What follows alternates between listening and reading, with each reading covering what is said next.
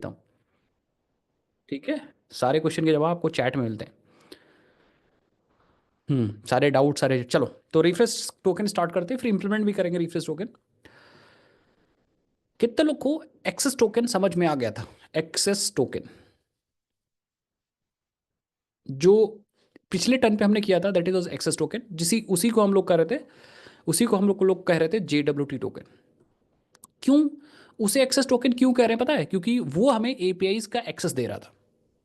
ठीक है, और वो फ्लो मैंने जो समझाया था आपको याद करो, फ्लो मैंने समझाया था कि आप पहले टोकन निकालोगे, एक्सेस टोकन, यूजर ने पासवर्ड दोगे, पैकेट ऑथेंटिकेट करेगा, टोकन दे देगा, फिर आप उस टोकन का यूज करोगे एपीआईज को एक्सेस करने के लिए। ठीक है, नाउ लेट सपोज कि आपको एक एक्सेस टोकन मिल गया, एक्सेस टोकन आपको यहां पे मिल गया, you got the access token by providing the detail.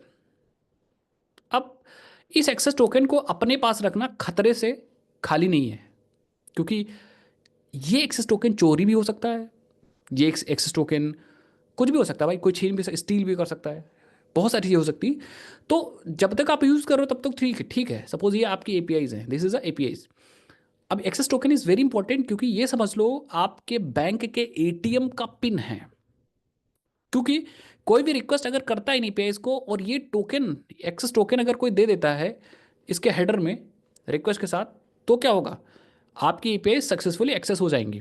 तो ये समझ लो आपके एटीएम का पिन है, अगर कोई ये पिन पा गया तो एटीएम से पैसे भी निकाल सकता है।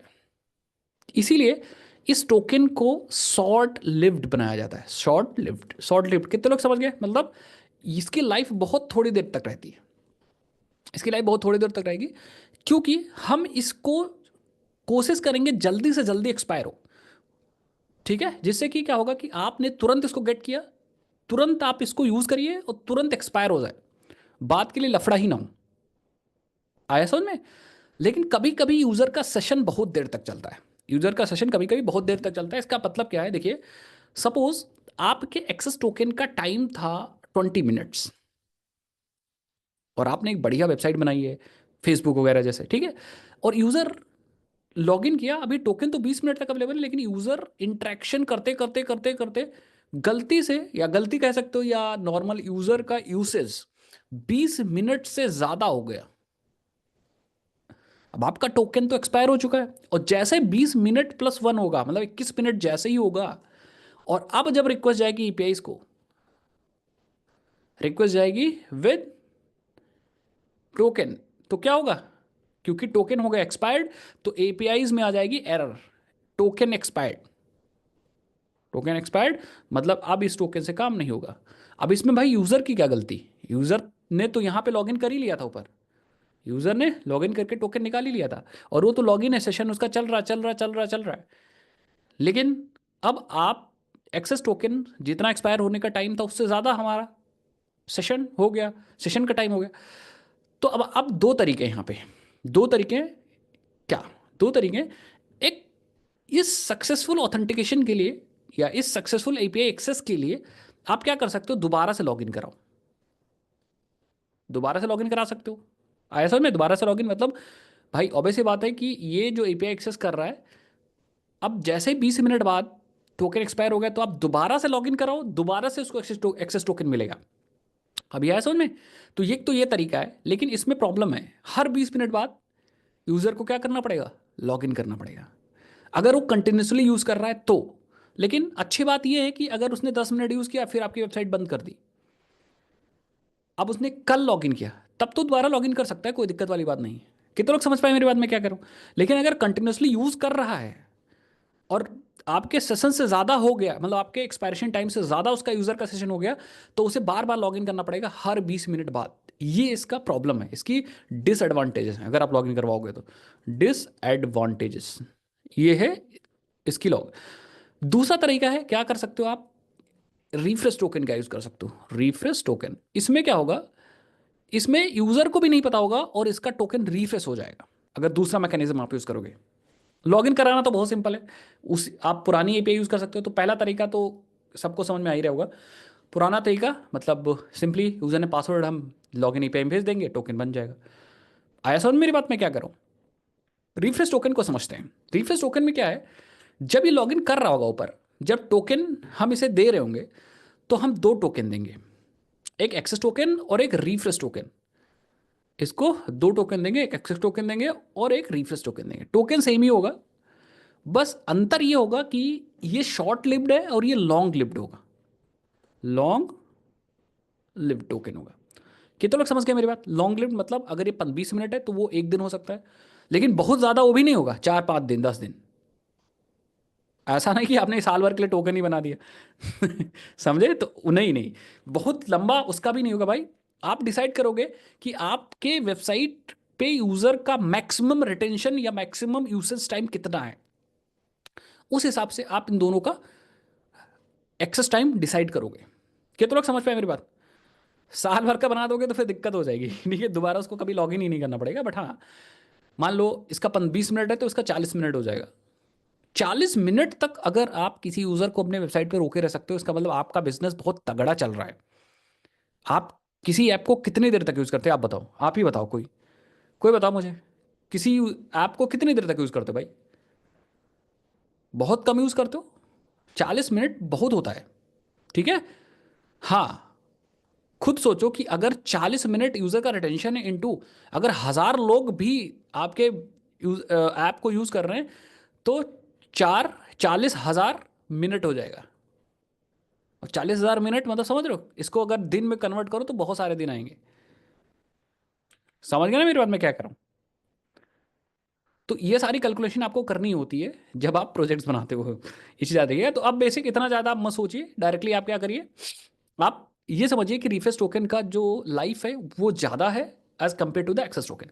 तो अब यूजर को कितने टोकन मिल रहे हैं? दो टोकन मिल रहे हैं। The first one is access token and the second one is refresh token. होगा क्या, हम ऐसी इंप्लीमेंटेशन करेंगे बैकएंड पे। कैसी? Let's C.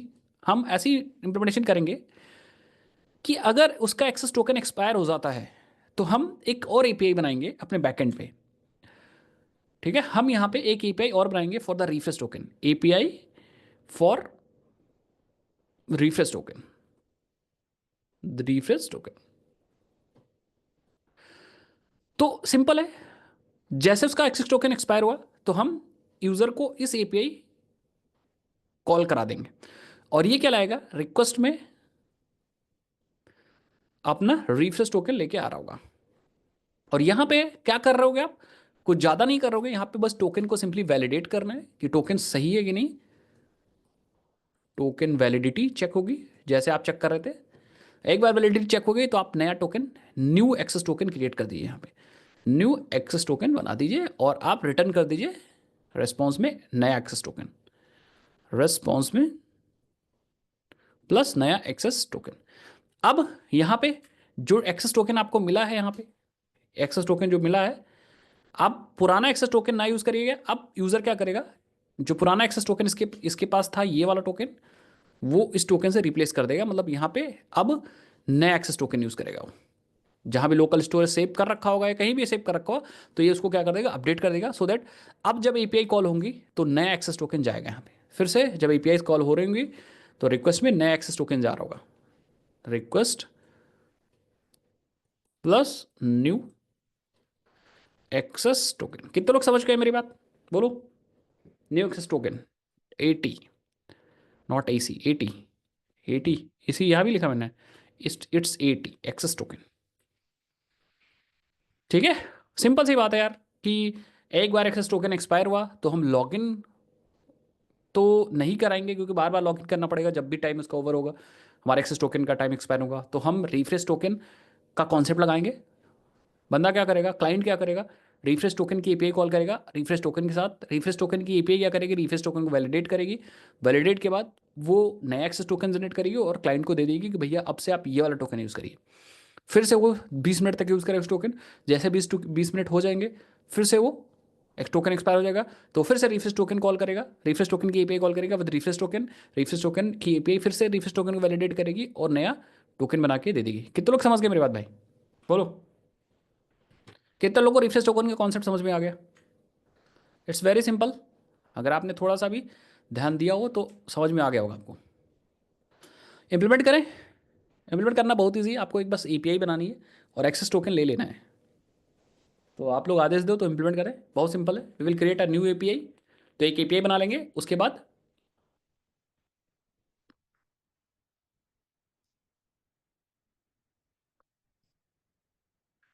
There would be some number of creation of, Gaurav क्या कह रहे हो यार, बताओ।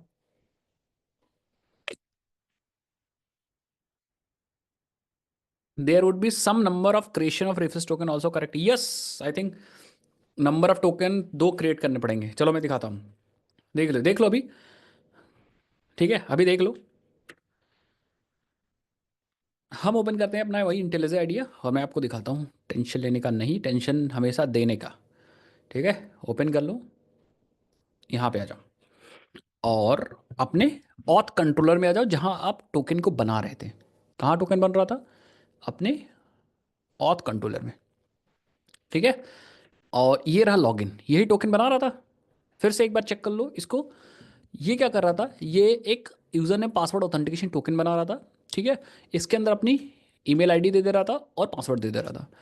और ऑथेंटिकेशन मैनेजर से जब ऑथेंटिकेट करा रहे थे तो यही टोकन ये ऑथेंटिकेशन पास कर दे रहे थे। अब ये क्या कर रहा था? ये एक्चुअली यूज़र को ऑथेंटिकेट करके, और आप देखो यहाँ पे एक JWT टोकन बना रहे थे हम लोग, JWT सर्विस का यूज़ करके। So this is your access token. अगर आप इसका नाम एक्सेस टोकन देना चाह रहे हो तो दे सकते हो। ठीक है, सो मैं आता हूँ, अब थोड़ा सा इसको चेंज करता हूँ अपने रेस्पॉन्स में। JWT रेस्पॉन्स है ना ये, यहाँ पे इसको कर देते हैं टोकन की जगह access token. So this is now access token our. समझ गए ना सब लोग? ये हमारा एक्सेस टोकन है। तो ये हमारा एक्सेस टोकन है और यहाँ पे हम टोकन की जगह हम एक्सेस टोकन को सेट करेंगे। एक्सेस टोकन हम क्या करेंगे? हम रिफ्रेश टोकन भी बनाएंगे। कैसे? देखो, हम अपने JWT सर्विस के अंदर चलेंगे। सबको दिख रहा है? देखिएगा, ध्यान से देखिएगा। देखो, ये जो वेरिएबल है, it is expiration time for access token. Expiration time for access token, access token कितने मिनट तक है? 15 मिनट। इसी तरह हम एक लेंगे expiration time for the refresh token, static final long expiration. Expiration time 2 ले लो, चाहे आप expiration refresh, refresh time, refresh, re re री रिफ्रेश अंडरस्कोर टाइम। ये 15 मिनट है, तो मैं क्या करूँगा, इसको एक दिन कर देते हैं। ठीक है, तो क्या करिए भाई, एक दिन को आई थिंक 24 घंटे होते ना, तो एक काम करो, 24 घंटे को पहले मिनट में कन्वर्ट कर लो, देन सेकेंड्स में कन्वर्ट कर लो, एंड देन मिली सेकेंड्स में। तो ये जो है वो हो जाएगा हमारा for refresh token 24 hours, 24 hours. समझ गए ना? 25, ओके 24 कर दो, वो तो डिपेंड करता है जो भी आपको रखना। रिफ्रेश की स्पेलिंग गलत हो गई कुछ आई थिंक। रिफ्रेश टाइम क्या है भाई? हम्म, ये ऐसा क्यों दे रहा है? अरे भाई, वाह, ये ऐसा क्यों दे रहा है? चलो आई थिंक ये यूज़ नहीं हुआ इसलिए ऐसा क्या। हाँ, नेबर यूज, ठीक है, रिफ्रेश टाइम। अब इसको अपने हिसाब से चेंज कर सकते हो आप यहाँ के। हम लोग क्या करते हैं, वी विल यूज, देखो, जब भी हम जनरेट टोकन कर रहे होंगे तो यहाँ पे एक फ्लैग लेंगे, दैट इज अ बुलियन। ये एक्सेस टोकन है कि रिफ्रेश टोकन है? ठीक है, तो मैं यहाँ पे एक एक्सेस या इज एक्सेस टोकन, एक मैंने यहाँ पे फील्ड ले लिया है। इससे ही पता चलेगा जो आप टोकन जनरेट करने वाले हो एक्सेस टोकन है कि रिफ्रेश टोकन है। कितने लोग समझ गए मेरी बात? बोलो, बोलो। अब क्या होगा, बेस्ड ऑन दिस वैल्यू हम इसमें से कौन सा एक्सप्रेशन टाइम यूज करने वाले वो डिसाइड करेंगे। जैसे फॉर एग्जांपल एक वैल्यू लो आप यहाँ पे लॉन्ग EXP टाइम, हम कहेंगे अगर इज एक्सेस ट्रू है तो हम एक्सपायरेशन टाइम लेंगे,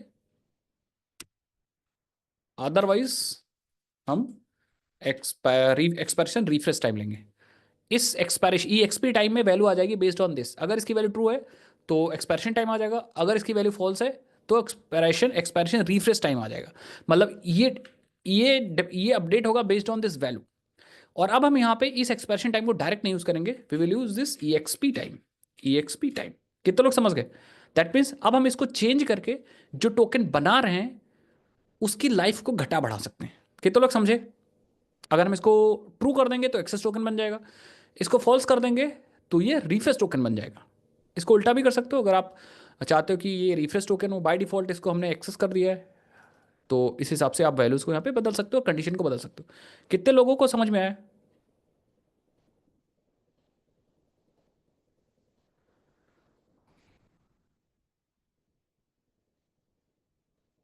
बता तो रहे हैं, अक्षांश आप समझ क्यों नहीं रहे हो यार? Way of thinking is that कि आप कैसे डिसाइड करोगे। अक्षांश आप बताओ, कैसे डिसाइड करोगे कि आप जो टोकन जनरेट कर रहे हो वो एक्सेस टोकन है कि वो रिफ्रेश टोकन है? इसीलिए मैंने यहाँ पे एक एक्सेस टोकन नाम से एक वेरिएबल ले लिया है, बुलियन टाइप का। यही चीज मैं बता रहा हूँ, आप ध्यान से सुन नहीं रहे हो अक्षांश। अब इस वेरिएबल के हिसाब से हम ये डिसाइड कर सकते हैं कि वो एक्सेस टोकन है कि वो एक्सपायरेशन टोकन है, इसलिए ये वेरिएबल ले आया है मैंने पैरामीटर में। जब भी आप जनरेट टोकन पास करोगे तो यूजर नेम, जब कॉल करोगे तो यूजर नेम पास करोगे जिसके बिहाफ पे हमें टोकन बनाना है, और आप ये भी बताओगे कि ये एक्सेस टोकन है कि रिफ्रेश टोकन है, ट्रू फॉल्स। अगर आपने ट्रू पास किया इसका मतलब ये एक्सेस टोकन है, और इसका मतलब एक्सेस टोकन है, इसका मतलब हमें एक्सपायरेशन टाइम लेना है, कौन सा? Expiration time. अब ये है समझ में? तो बेस्ड ऑन दिस कंडीशन, ये टर्नरी ऑपरेटर है, अगर इसकी वैल्यू ट्रू हो जाएगी तो EXP टाइम में आ जाएगा हमारा एक्सपायरेशन टाइम एक्सेस टोकन के लिए, और यही एक्सपायरेशन टाइम हमने यहाँ पे यूज कर लिया है। अब ये आया समझ में? और अगर आपने इसको फॉल्स कर दिया, इसका मतलब you don't want access token, you want to generate refresh token, तो इस केस में हमने यहाँ पे क्या कर दिया है, कंडीशन। अगर ये फॉल्स हो गया तो EXP टाइम में वैल्यू आ जाएगी एक्सपायरेशन रिफ्रेश टाइम, और हमारा 24 घंटे के लिए टोकन बन जाएगा। अब ये आया क्या समझ में? बोलो, बोलो। हम्म।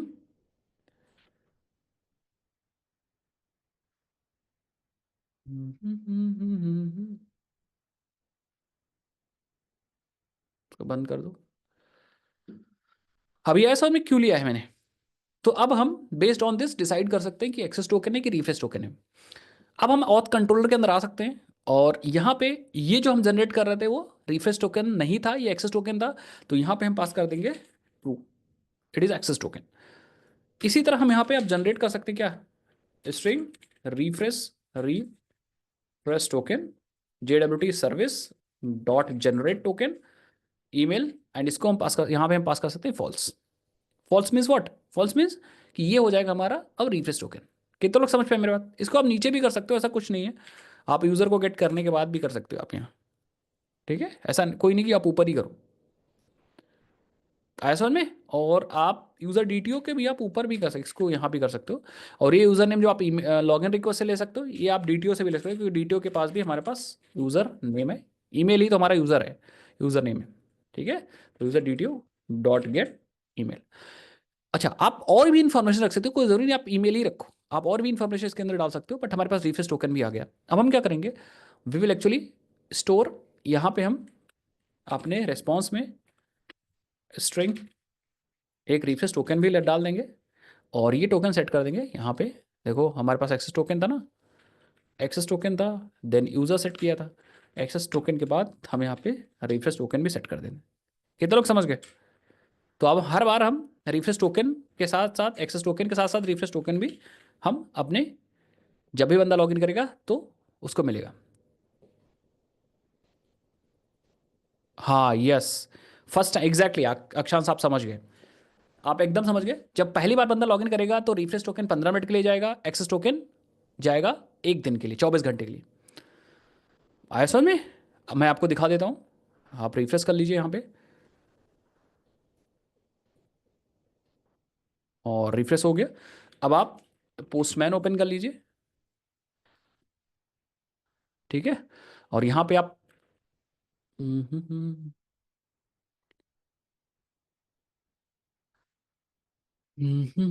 लॉगिन वाले रिक्वेस्ट पे चले जाइए, कल हम लोग देख रहे थे ना अपने JB में सबस्ट्रिंग फूडी में यूजर्स में लॉगिन, और यहाँ पे जब आप लॉगिन करोगे सैंतन से, तो आप देखोगे आपको 2 टोकन मिल रहा है, आई होप विजिबल होगा।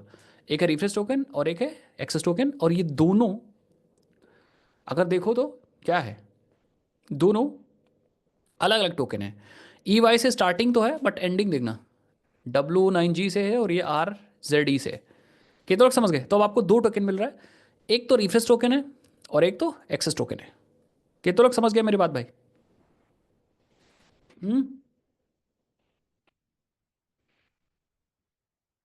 ठीक है। यस।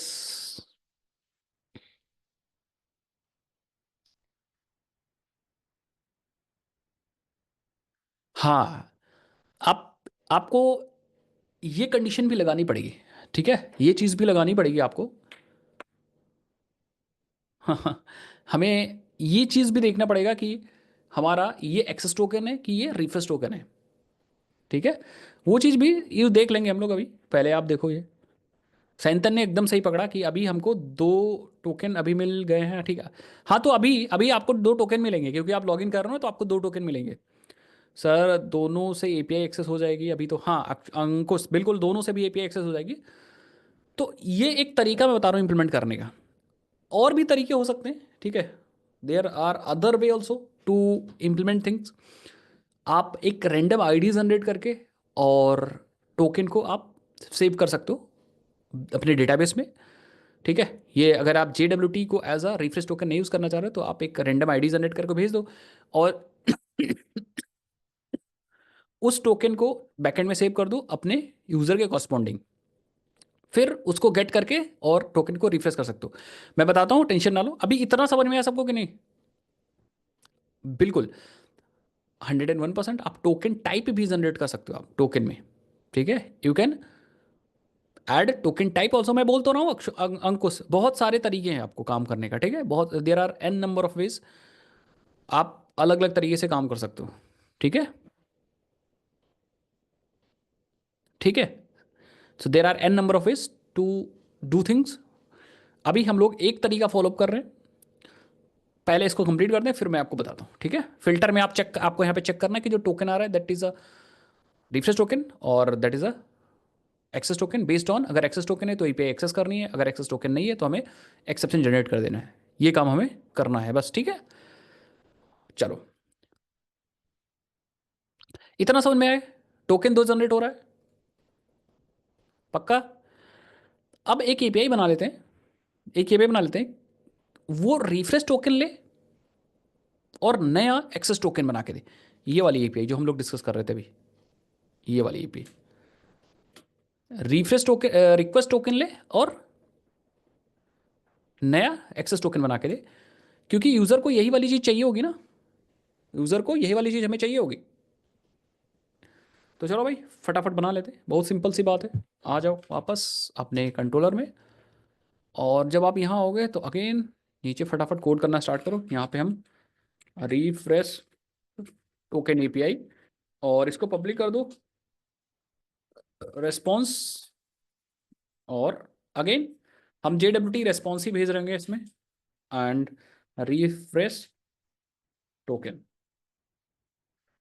ये भी पोस्ट मैपिंग होगा, at the rate post mapping, और ये होगी रिफ्रेश टोकन। इतना सबको समझ में आया? और ये रेस्पॉन्स एंटिटी होगी, रेस्पॉन्स एंटिटी। इतना समझ में आ गया सबको कि नहीं है? अब पैरामीटर में हमें मिल रहा होगा क्या, रिफ्रेश, क्या मिल रहा होगा? रिफ्रेश टोकन मिल रहा होगा। तो अगेन हम ले लेते हैं भाई, एक रिक्वेस्ट बॉडी यूज करेंगे और यहाँ पे बनाएंगे एक रिफ्रेश टोकन रिक्वेस्ट, ये वाली क्लास, या फिर रिकॉर्ड अभी बनाएंगे, एंड ये होगा रिफ्रेश टोकन रिक्वेस्ट। तो ये वाली क्लास हम जनरेट कर लेते हैं। क्रिएट अ क्लास, स्पेलिंग ठीक कर लो यार, रिक्वेस्ट, ठीक है। क्रिएट अ क्लास कहाँ बना देते हैं? कंट्रोलर के अंदर नहीं बनाते हैं इसको, वो बना देते हैं DTO के अंदर, ठीक है। ये बन गई हमारी क्लास। इसके अंदर क्या एक्सेप्ट करोगे आप? इसके अंदर आप प्राइवेट रिफ्रेश टोकन सिर्फ लेंगे हम लोग, और बाकी getters and setters. Perfect. Auth controller में फिर से वापस आ जाते हैं। अब ये क्या कह रहा है? सेमी कोलन काहे को लगा दिया मैंने, ठीक है। तो अब यहाँ पे हमारा रिफ्रेश टोकन मिल जाएगा। रिफ्रेश टोकन मिल जाएगा तो क्या करोगे आप? क्या करोगे बताओ भाई? रिफ्रेश टोकन मिल जाएगा तो क्या करोगे? पहले आप इसको वैलिडेट करोगे। वैलिडेट करने के लिए आप क्या यूज़ करोगे? If JW service dot is, क्या था, वैलिडेट नाम से था, वैलिडेट टोकन और आप अपना refresh token dot get refresh token validate हो गया। इन एनी केस वैलिडेट नहीं हुआ तो आप क्या करोगे, एल्स में आप, बाकी तो आप अच्छे से यहाँ पे जनरेट कर दोगे बैड रिक्वेस्ट नाम से, या फिर आप कुछ ऐसा भी कर सकते हो, रेस्पॉन्स एंटिटी डॉट स्टेटस जो होगा वो होगा 401, that is H T T P status dot bad request, और बॉडी के अंदर आप कुछ लिख सकते हो ऐसे, क्या, जैसे इन वैलिड रिफ्रेश टोकन, और यहाँ पे आप लगा दो क्वेश्चन मार्क, सो दैट यहाँ पे स्ट्रिंग भी हम भेज सकें। अगर टोकन वैलिड नहीं रिफ्रेश टोकन, तो हमारा इनवैलिड रिफ्रेश टोकन चला जाएगा। अगर वैलिड है तो इस टोकन से हम यूजर नेम निकाल सकते हैं। हम यूज करेंगे JW service dot gate user name, refresh token से यूजर नेम निकाल सकते हैं। यूजर नेम हमें मिल गया, user name from refresh token. अब यूजर नेम अगर मिल गया तो क्या आप यूजर का डेटा निकाल सकते हो? ऑब्वियस बात, यूजर का डेटा भी निकाल सकते हो, जैसे मैंने ऊपर निकाला। सैंथन कह रहे हैं क्या क्यों लगाया? स्टेप बाय स्टेप चीज है, ये हम वैलिडेट कर रहे हैं, ये हम रिफ्रेश टोकन को वैलिडेट कर रहे हैं, रिफ्रेश टोकन को वैलिडेट कर रहे हैं। ठीक है, नेक्स्ट हम, अगर वैलिडेट हो गया तो हम रिफ्रेश टोकन से यूजर नेम निकाल रहे हैं। इसमें कोई रॉकेट साइंस थोड़ी ना है। ये इसलिए लगा सो दैट हम मल्टीपल चीज भेज सकें, मतलब इफ के अंदर दूसरा टाइप भेज सकें और एल्स के अंदर दूसरा टाइप भेज सकें, इसीलिए मैंने यहाँ पे जेनरिक टाइप लगा दिया सैंथन। ठीक है, अब यूजर नेम मिल गया तब तो बहुत सारी चीज कर सकते हो, यूजर नेम मिल गया तो बहुत सारी चीज कर सकते हो। क्या आप सेम यहाँ पे देखो, यूजर मिल गया था तो आप रेपोजिटरी से और डिटेल सर्विस भी निकाल सकते हो, अदरवाइज आप डीटीओ भी निकाल सकते हो डेटाबेस से। तो चलो लेट्स पुट द डीटीओ निकाल लिया, और यूज़र नेम ही तो चाहिए था यहाँ पे, तो आप डायरेक्टली यहाँ पे अपना यूज़र नेम पास कर दो तो डीटीओ आ गया। टोकन भी आप बना सकते हो, नया टोकन बना लेते हैं, ये देखो JWT service dot generate token और DTO dot get email, user name basically pass कर दिया, और ये एक्सेस टोकन है तो हम ट्रू कर देंगे। तो पहले आप टोकन बना लो, या तो जैसा आपको सही लगे आप टोकन बना लो चाहे डेटा निकालो, इट्स डिपेंड। ठीक है, तो ये हमारा एक हो गया एक्सेस टोकन। तो तीनों लाइन समझ में आ रही, ये हमने टोकन यूजर नेम निकाला है फ्रॉम द रिफ्रेश टोकन, और ये हमने यूजर डेटा फेच किया है फ्रॉम डेटाबेस, और फिर हमने न्यू एक्सेस टोकन जनरेट किया है। कितने लोग समझ गए? और फिर हम सेम, अब जनरेट करने की बार बार जरूरत नहीं, हमारे पास एक्सेस टोकन है। इफ यू वांट तो आप रिफ्रेश टोकन नया भी जनरेट कर सकते हो, क्योंकि सेम रिफ्रेश टोकन की वैलिडिटी तो वही है ना, एक दिन। तो आप, क्योंकि आपका एक्सेस टोकन नया बन चुका है, तो आप नया रिफ्रेश टोकन बना सकते हो, सो दैट आप इस टाइम से नेक्स्ट एक दिन तक हमारा रिफ्रेश टोकन रहे। तो हम JW service dot generate token call करेंगे एंड यहाँ पे नया बना लेंगे अपना रिफ्रेश टोकन। तो ये है new refresh token, new refresh token. समझ गए? तो अब हमें ये रिटर्न करना और ये रिटर्न करना है, तो हम कहेंगे ठीक है, हम कहेंगे JWT रेस्पॉन्स, और JWT response dot builder, builder के आपसे बिल्डर मिलेगा। एक्सेस टोकन में हम अपना एक्सेस टोकन डाल देंगे, यूज़र में तो यूज़र डिटेल डाल देंगे, वो तो ठीक है, एंड रिफ्रेश टोकन में हम अपना न्यू रिफ्रेश टोकन डाल देंगे। तो ये हमारा बन जाएगा रेस्पॉन्स, इसी को हमें रिटर्न करना है, तो हम कहेंगे return response entity dot okay और अपना रेस्पॉन्स डाल देंगे। कितने लोग समझ गए? सिंपल, मतलब कोई भी डेटा टाइप रिटर्न कर सकते हैं। यस रोशन सर, टोकन का मेन पर्पस क्या है? टोकन का, एक्सेस टोकन का मेन पर्पस है to access the protected APIs, और रिफ्रेश टोकन का मेन एक्सेस है to renew the access token. आया समझ? तो ये हमारा पुराना एक्सेस टोकन था, रिफ्रेश टोकन ये था, refresh token dot get refresh token, refresh token request dot get refresh token, ये पुराना है।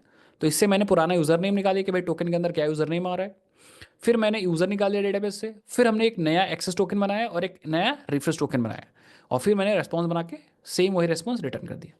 सर रिफ्रेश टोकन फिर से बनाना ज़रूरी, आप बना भी सकते हो नहीं बना सकते हो रोशन, इट्स नॉट मैंडेटरी, बट इसमें दिक्कत होगी कि अब अगर आप नया एक्सेस रिफ्रेश टोकन नहीं बना रहे हो तो आपके टोकन की वैलिडिटी कांस्टेंट रह जाएगी। अब सपोज हाँ, सिक्योरिटी सिक्योरिटी रीजन से बनाना चाहिए, क्योंकि प्रॉब्लम पता क्या होगी, प्रॉब्लम ये होगी कि जब बंदा लॉगिन करेगा तभी नया रिफ्रेश टोकन मिलेगा उसको। तो सपोज वो लॉगिन ही नहीं कर रहा है एक दिन तक, बार बार थोड़ी थोड़ी देर पे आके रिफ्रेश कर ले रहा है, रिफ्रेश कर ले रहा है, तो एक समय ऐसा आएगा कि आपका एक्सेस टोकन 22 घंटा तक चल रहा है, और जो रिफ्रेश टोकन है वो 24 घंटे पे एक्सपायर होने वाला। तो वहां पे देखा जाए तो आपके रिफ्रेश टोकन की वैलिडिटी सिर्फ 2 ही घंटा है। वो जो डिफरेंस है ना एक्सेस टोकन का और रिफ्रेश टोकन का, वो घटता रहेगा। कितने लोग समझ पाए मेरे बात मैं क्या कर रहा हूँ? तो इसलिए मैं रिफ्रेश टोकन दोबारा बना रहा हूँ कि जब भी एक्सेस टोकन बने तो उस समय से लेकर के एक दिन एक्स्ट्रा तक हमारा रिफ्रेश टोकन रहे एक्सेस टोकन के। जब एक दिन तक नहीं यूज करेगा तो दोनों एक्सपायर हो जाएंगे, फिर लॉगिन कराएंगे। ठीक है, सो ये हमने काम किया। अब हम रिफ्रेश करते हैं और हम चेक करते हैं क्या ये एपीआई चल रही कि नहीं चल रही। 82 और 83 बता दें, 82 and 83, it's generating new access token and it's generating new refresh token again, new re refresh token, refresh token. कैसे डिपेंड कर रहा है, कैसे हो ये डिसाइड हो रहा है, ये ट्रू फॉल्स से डिसाइड हो रहा है। ट्रू से ये डिसाइड हो रहा है कि वो एक्सेस टोकन है, फॉल्स से डिसाइड हो रहा है कि वो रिफ्रेश टोकन है। अब एक बार रिफ्रेश करके हम लोग चला के देख लेते हैं। ठीक है, आ जाओ। तो हम क्या करते हैं, हम पहले लॉगिन करके, ये रहा एक्सेस टोकन, ये रहा रिफ्रेश टोकन। अब सपोज कि एक्सेस टोकन एक्सपायर हो गया तो हम रिफ्रेश टोकन को लेते हैं, रिफ्रेश टोकन को मैंने लिया और एक नई रिक्वेस्ट बनाएंगे। ठीक है, एक नई रिक्वेस्ट को हम बनाएंगे, लेट्स डुप्लीकेट दिस, एंड ये हो गया हमारा रिफ्रेश टोकन। रिफ्रेश टोकन, एक चीज़ मैंने आपको बताई, बोला था कल मैं नहीं सिखाऊंगा पोस्टमैन में, और बहुत इंपॉर्टेंट है, सिखा दूंगा। ठीक है, सो अब हम जो एपीआई कॉल करेंगे, API/v1/auth/login की जगह पे auth/refresh टोकन। ठीक है, और आएंगे यहाँ बॉडी के अंदर, एंड यहाँ पे हम भेजेंगे अपना रिफ्रेश टोकन, ये टोकन यहाँ पे भेज देंगे। ठीक है, एंड ये एपीआई पब्लिक होनी चाहिए, तभी रिफ्रेश टोकन होगा, अदरवाइज रिफ्रेश टोकन नहीं होगा, क्योंकि सिक्योरिटी रीजंस की वजह से अगर ये प्राइवेट कर दोगे एपीआई तो लॉगिन नहीं हो पाएगा। देखना ये देखो अनऑथराइज आ रहा है, तो ये this API must be public. So मैं क्या करता हूँ, आ जाता हूँ अपने सिक्योरिटी कॉन्टेक्ट्स या सिक्योरिटी कॉन्फ़िग के अंदर, एंड आप देखो यहाँ पे देखो लॉगिन की एपीआई हमने पब्लिक कर रखी कहीं। ठीक है, देखो लॉगिन पब्लिक कर रखी, इसी को कॉपी करेंगे हम लोग, और लॉगिन के बाद रिफ्रेश टोकन की भी एपीआई हम पब्लिक कर देंगे।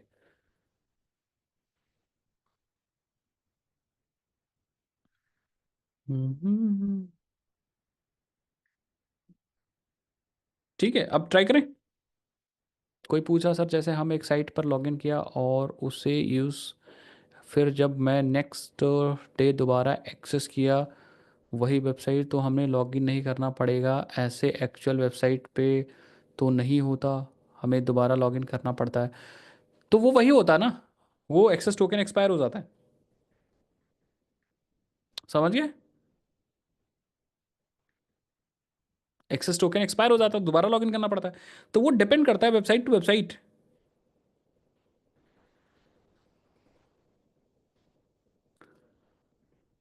कितने लोग समझ पा रहे हैं मेरी बात?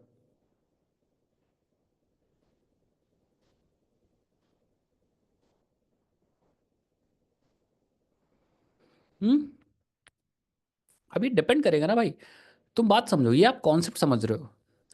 अब आपको एक दिन बाद लॉगिन कराना है तो एक्सेस टोकन रिफ्रेश टोकन उसी हिसाब से आप सेट करोगे, 4 दिन बाद तो कराना है तो उसी हिसाब से आप सेट करोगे।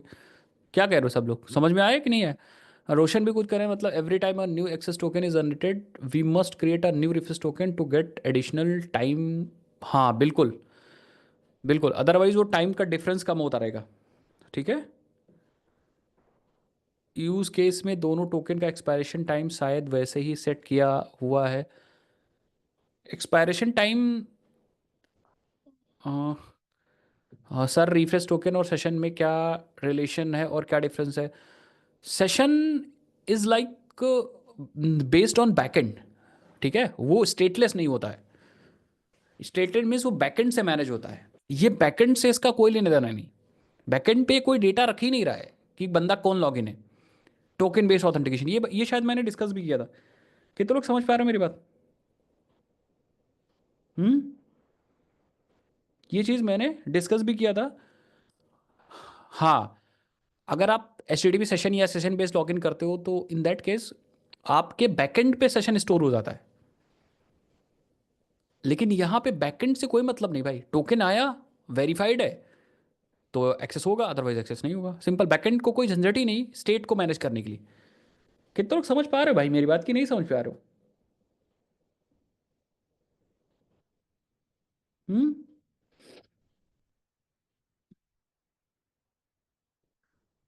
चलो अब हम लोग क्या करते हैं, हम लोग डिसाइड कर, अब इसको टेस्ट करते हैं। आ जाओ यहाँ पे, एंड अब हम सेंड करते हैं।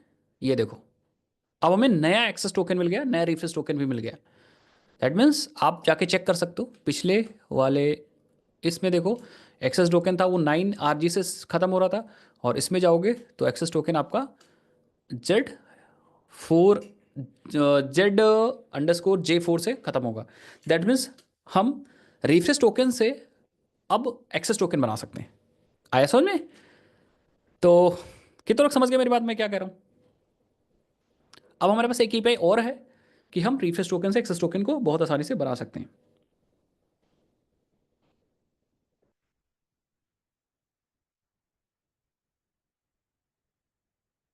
हम्म। सर पुराने से चला के देखना एक बार, पुराने से।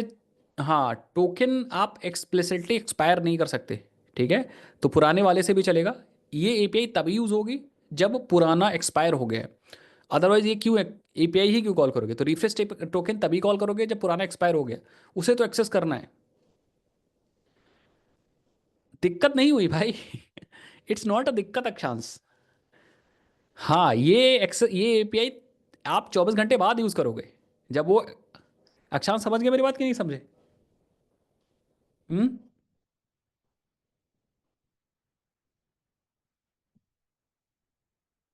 चलो। समझ गए। चलो तो अब हम लोग एक वैलिडेशन और लगा देते हैं। अच्छा देखो, एक चीज़ मैं बता दे रहा हूँ। जैसे मान लो फॉर एग्जांपल आप, जैसे मान लो आप मेरी कंपनी में, आप एग्जांपल समझो, जैसे आप मेरी कंपनी में आए, मैंने आपको एक ATM कार्ड, एक आइडेंटिटी कार्ड बना के दे दिया, तो आपके पास तो आइडेंटिटी कार्ड है ही। अब नया आइडेंटिटी कार्ड कब लोगे? जब वो आइडेंटिटी कार्ड एक्सपायर हो जाएगा। आप कहोगे कि सर मैं पहले ही बना लूँ क्या नया ID कार्ड? तो बना लो, क्या दिक्कत है? आप पहले वाला यूज़ करो चाहे नया वाला यूज़ करो। आइडेंटिटी कार्ड का मतलब है आपको आइडेंटिफाई करना है। कितने लोग समझ पाए मेरी बात? तो वो आपके पास दो आइडेंटिटी कार्ड है, इसका मतलब उसका मिस यूज़ नहीं होगा। लेकिन आपने उसका मिस यूज़ किया, पहले बनाने की ज़रूरत ही नहीं भाई। आइडेंटिटी कार्ड नया वाला बनाओगे तब जब पहला वाला एक्सपायर हो जाएगा। अभी आया समझ मेरी बात में क्या कह रहा हूँ?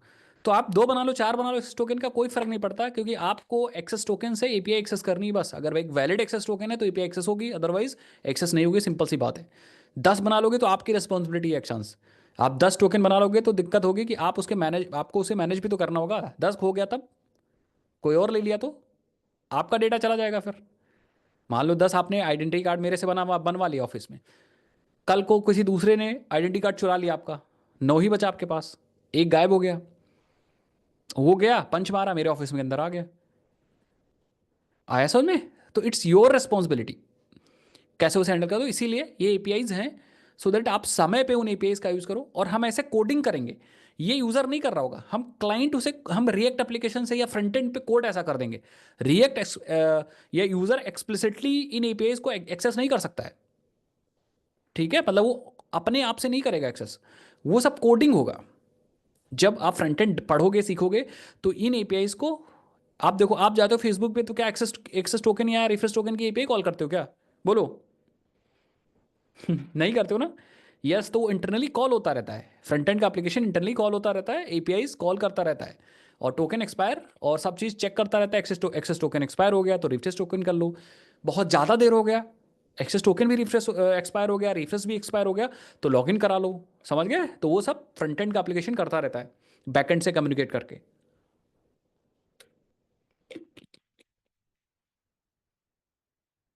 चलो, तो हम क्या करते हैं, लेट्स चेक इसमें किसी ने मुझसे बोला था कि एपीआई तो अभी दोनों से एक्सेस हो जाएंगी, तो हमें ये वैलिडेशन और लगाना पड़ेगा। ठीक है, हमें टोकन का टाइप सेट करना पड़ेगा इसमें कि ये एक्सेस टोकन है कि ये बेयरर टोकन है। कितने लोग समझे मेरी बात, मैं क्या कह रहा हूँ? ठीक है, या रिफ्रेश टोकन है।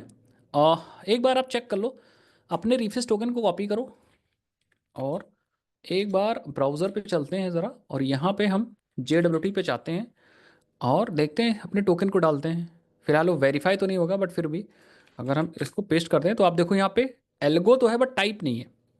देखा, एल्गो होती थी बट टाइप नहीं था। तो हम इसमें टाइप डाल सकते हैं, टोकन का टाइप कैसे डालेंगे, लेट्स सी। तो हम आ जाते हैं अपने सर्विस के अंदर, जेड सर्विस, और यहीं पे सारी कोडिंग करनी है, ध्यान से देखिएगा। ठीक है, मैं आराम से समझाऊंगा। ठीक है, तो मैं क्या करता हूँ, आप यहाँ पे एक फिर से एक वेरिएबल ले लीजिए बियरर का। ठीक है, आप यहाँ पे एक वेरिएबल है कि टोकन का टाइप बेसिकली डिसाइड कर लिए, private static final token prefix ले लीजिए, चाहे टोकन टाइप ले लीजिए, टोकन अंडरस्कोर टाइप, और हम यहाँ पे यूज़ करेंगे बेयरर। टोकन का टाइप हमारा बेयरर होने वाला है। अब हम किसी तरीके से इसको अपने टोकन के अंदर डालेंगे। समझ पाए मेरी बात, मैं क्या करूँ? किसी तरीके से हम इसको टोकन के अंदर डालेंगे। अब कैसे डालते हैं, लेट्स सी। यहाँ पे आओ, देखो हम सब्जेक्ट सेट कर रहे हैं, सब्जेक्ट में यूज़र नेम डाल रहे हैं, दिख रहा है सबको? यूज़र नेम डाल रहे हैं, सब्जेक्ट में बेसिकली सब्जेक्ट डाल रहे हैं, और हम सब्जेक्ट के बाद एक और इसमें प्रॉपर्टी है that is a set claim. ठीक है, और क्लेम में हम यहाँ पास कर सकते हैं, क्या पास कर सकते हैं यहाँ पे, एक मैप पास कर सकते हैं विद एडिशनल डेटा। ठीक है, एक मैप पास कर सकते हैं, देखो यहाँ क्लेम्स पास कर सकते हैं बेसिकली। ठीक है, क्लेम्स। अब मैप पास करने के लिए यहाँ पे मैप बना लेते हैं हम लोग। ठीक है, मैप हम लोग बना लेते हैं, तो मैं यहाँ पे क्या यूज़ करूँगा, फिर से अगेन आप यहाँ पे देख लीजिए कि हम फिर से एक कंडीशन ले लीजिए, यहाँ पे एक वेरिएबल ले लीजिए, स्ट्रिंग स्ट्रिंग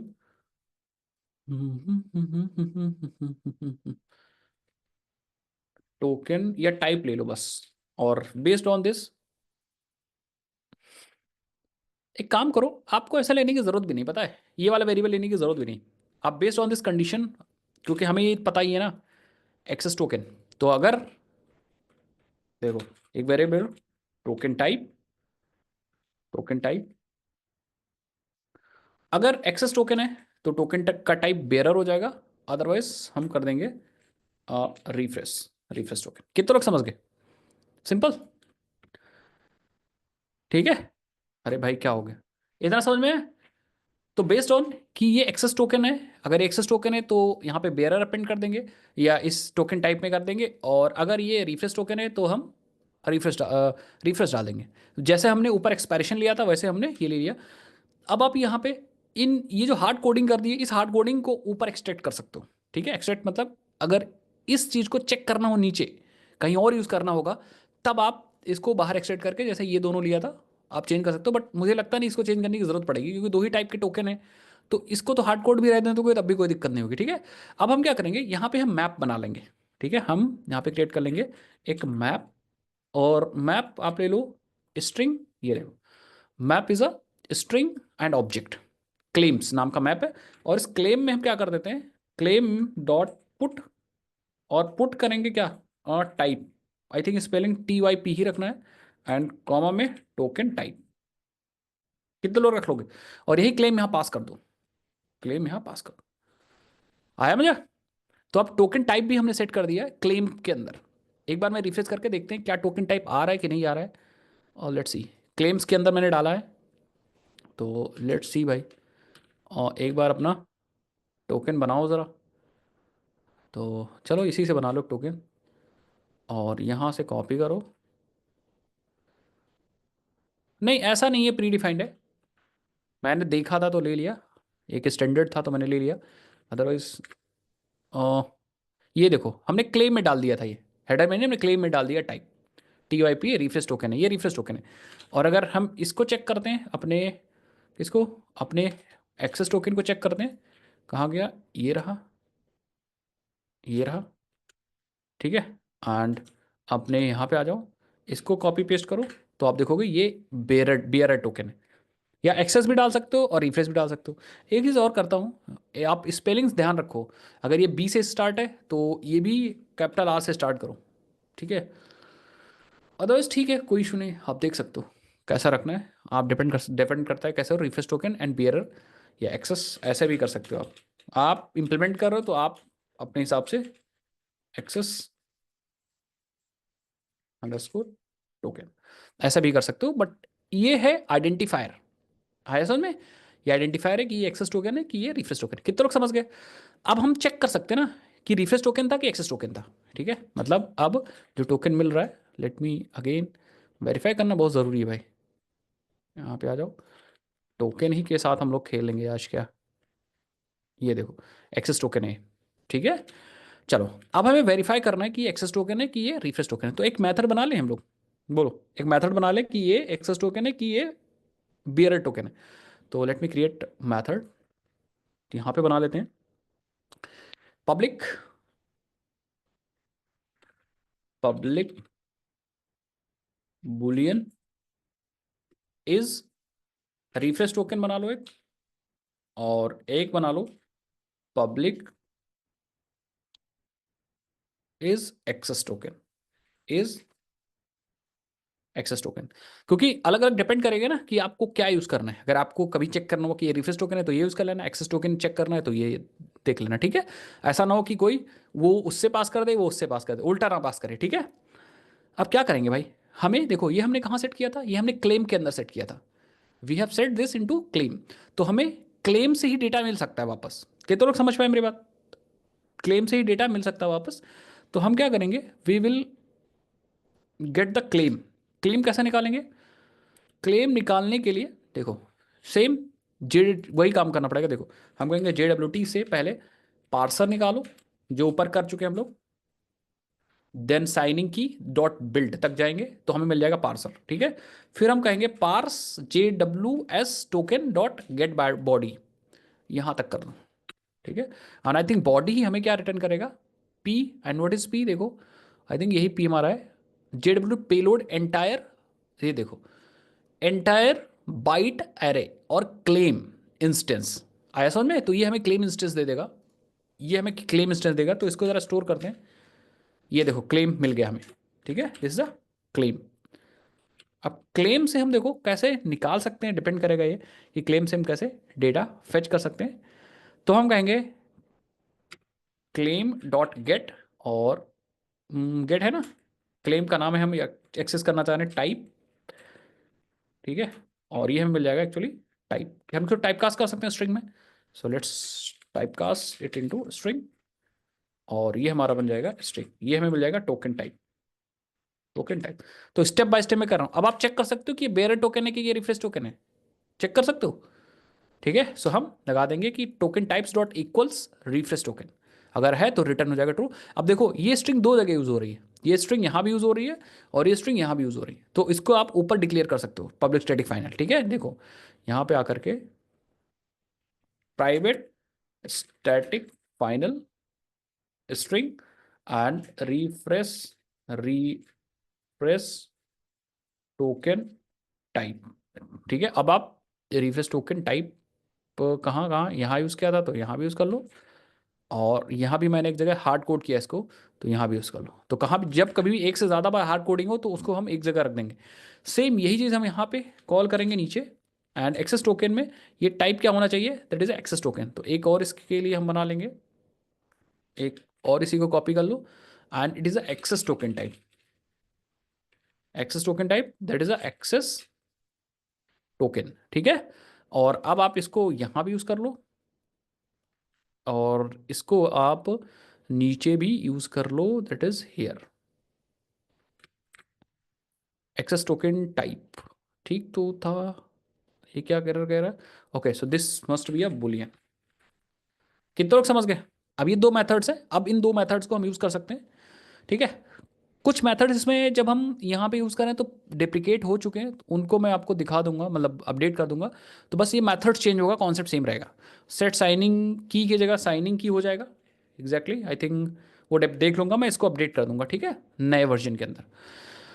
चलो, तो अब हम चेक करेंगे रिफ्रेश टोकन है कि एक्सेस टोकन है। जैसे फॉर एग्जांपल, जब हम यहाँ पे हैं ऑथ कंट्रोलर के अंदर, तो सबसे पहले हम यहाँ पे चेक करेंगे। ये देखो, वैलिडेट करने से पहले ही आप चेक करो कि अगर ये जो टोकन हमें मिल रहा है, refresh token request dot get refresh token,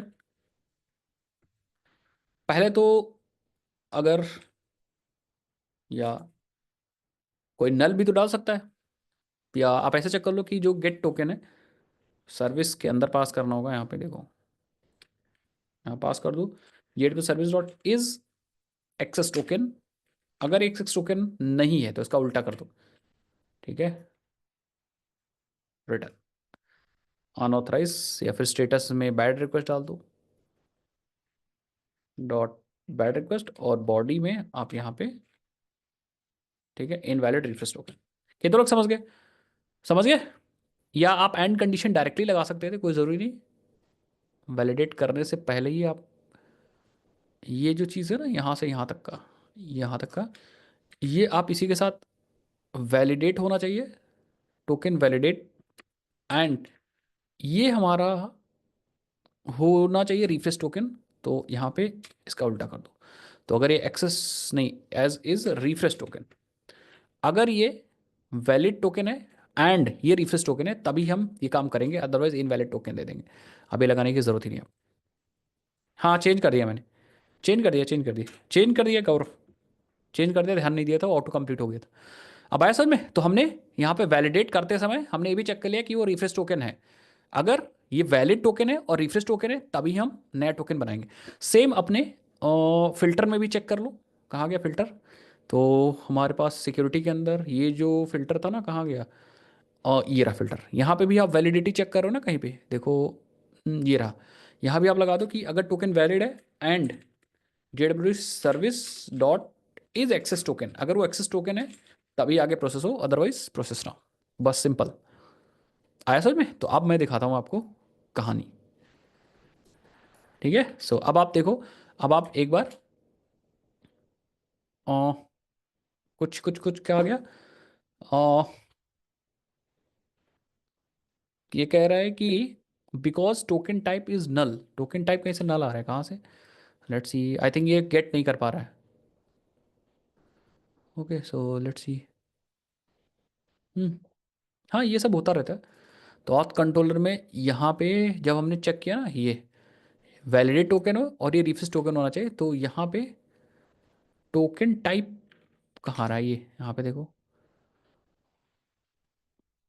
because token type is null, यहाँ पे नल आ रहा है, ये इसमें नल आ रहा है। आई थिंक यहाँ पे वैल्यू नहीं मिल रही है हमें, ठीक है, ये गेट नहीं मिल पा रहा है।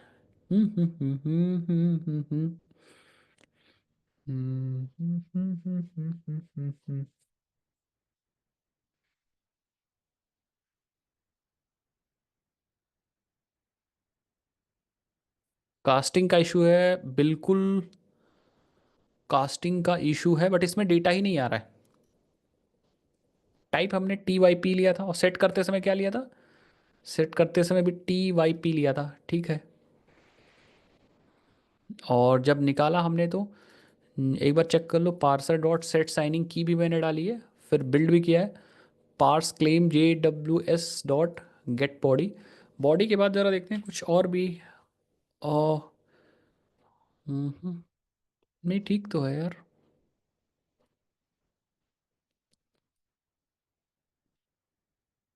ठीक है।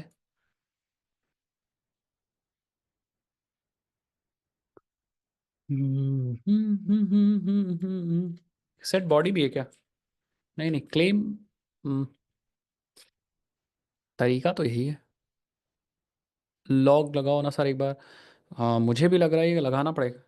हम्म, एक बार हाँ लॉग लगा के ट्राई करते हैं, ठीक है। सो एक बार हम इसको बंद करते हैं, और रिफ्रेश टोकन पे यहाँ पे लगा देते हैं एक डीबग पॉइंट, ठीक है। और इसको कर दो बंद, और ज़रा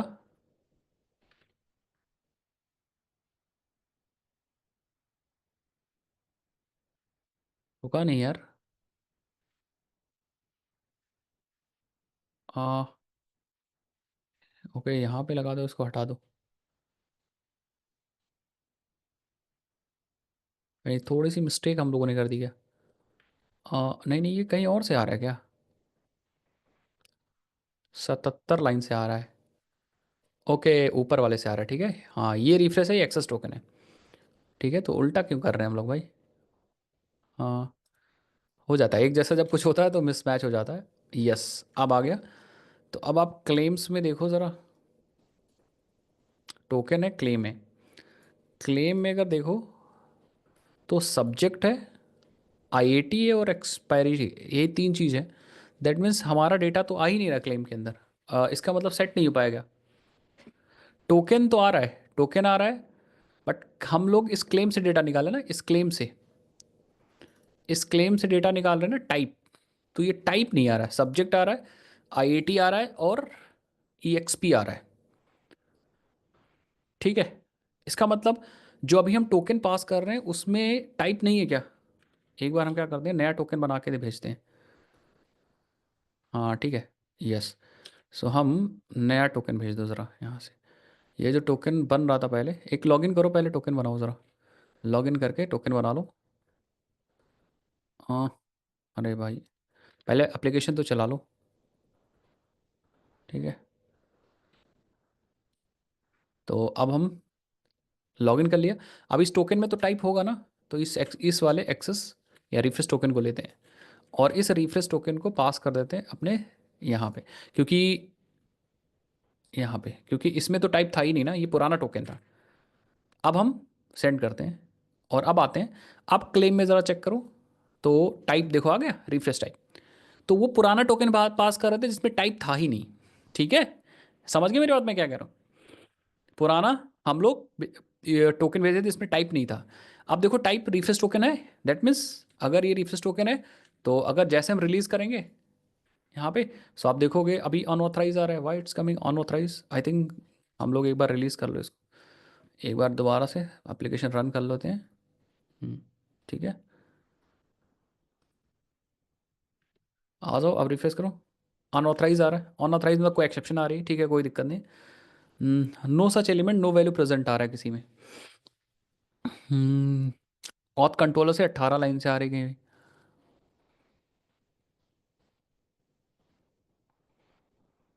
हम्म हम्म हम्म।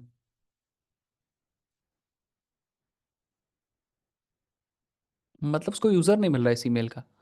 ऐसा कैसे होने लगा भाई? यहाँ पे आ रहा है ना, देखो। ये जब आप गेट कर रहे हो, ये find by end user name, और आपने यूज़र फ्रॉम, यहाँ पे भी एक डीबग पॉइंट लगाया क्या?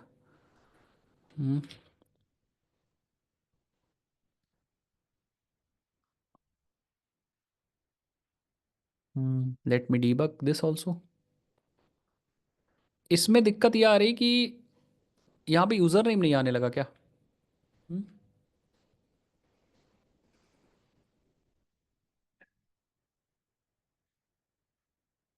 हम्म चलो एक काम करते हैं, पहले तो यहाँ पे चेक कर लेते हैं कि अगर, इफ अगर टोकन टाइप नल है,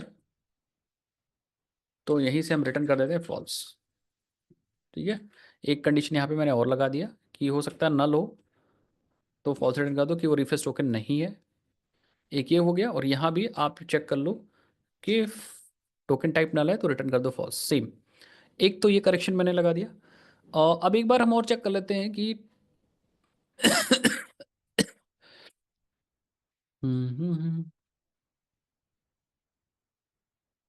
सब्जेक्ट में तो यूज़र नेम डाल ही रखा ना। ठीक है, एक बार हम आते हैं यहाँ पे और अपने कंट्रोलर में यहाँ भी एक बार लगा दो।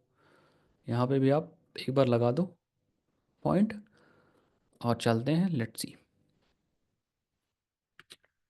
तो रिफ्रेश करते हैं। यहाँ पे देखो, जो आपका रिफ्रेश टोकन रिक्वेस्ट है, ठीक है, उसके अंदर हमारा रिफ्रेश टोकन आ रहा है। ठीक है, और user name from token, token से यूज़र नेम नहीं निकाल पा रहा है, ये नल आ रहा है इसमें।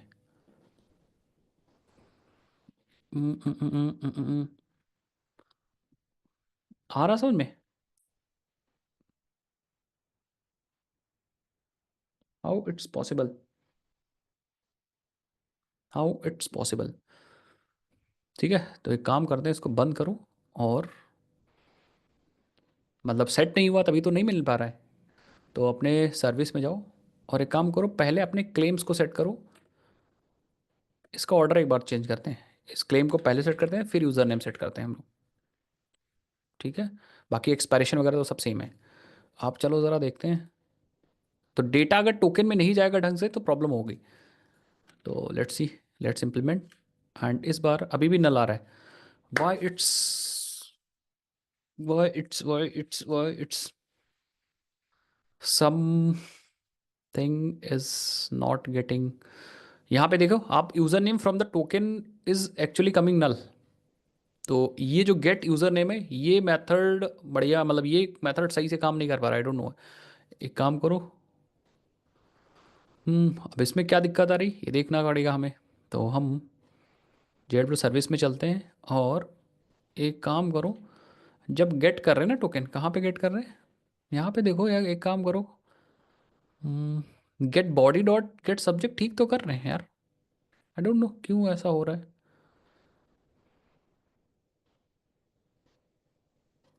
यूज़र नेम निकाला ना, क्योंकि दोबारा बनाना पड़ेगा ना। यूज़र नेम निकाला क्योंकि दोबारा बनाना पड़ेगा। एक बार, एक बार ज़रा,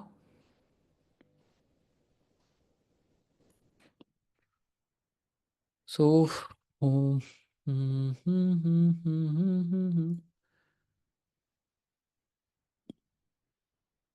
सही तो किया है, आई डोंट नो। एक बार हम लोग सर्विस में चलते हैं और जब गेट कर रहे हैं तो वहाँ पे एक बार डिबगर लगा के देखते हैं कि जा क्यों नहीं रहा है। ठीक है, तो हम लोग ज़रा यहाँ पे एक डीबग पॉइंट लगा दो एंड गेट करते समय हम लोग चेक करते हैं ज़रा। ठीक है, तो ये तो टोकन है हमारा।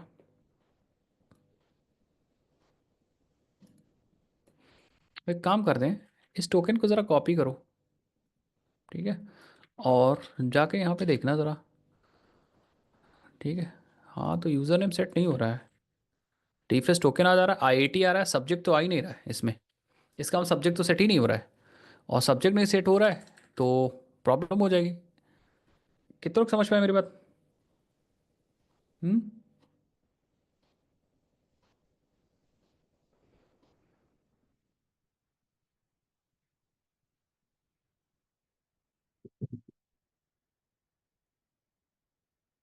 नहीं, प्रॉब्लम पता क्या हो रही है? प्रॉब्लम इज लाइक कि हमारे पास प्रॉब्लम पता क्या है? प्रॉब्लम ये हो रही है कि जब हम यूज़र नेम सेट कर रहे हैं ना, ये सब्जेक्ट सेट सब्जेक्ट और यूज़र नेम पास कर रहे हैं, तो ये नहीं हो रहा है।